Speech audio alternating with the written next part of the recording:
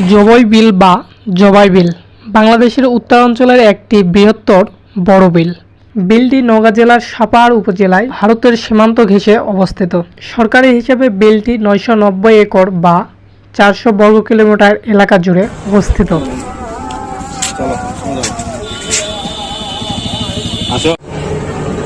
ঈদ ও অন্যান্য সামাজিক বিভিন্ন উৎসবে হাজারো পর্যটকের ভিড় জমায় এই জবই বিলে।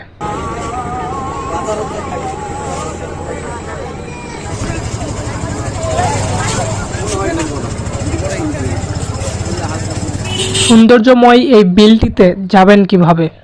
জবাই বিলে যেতে প্রথমে নওগাঁ শহর থেকে বাসে করে 140 টাকা ভাড়া দিয়ে বা অন্যান্য যানবাহনে সাপাহার উপজেলা সদরে পৌঁছাতে হবে। এরপর সাপাহার উপজেলার 0 পয়েন্ট এলাকা থেকে 30 বা 40 টাকা ভাড়া দিয়ে জবই বিলে পৌঁছাতে পারবেন।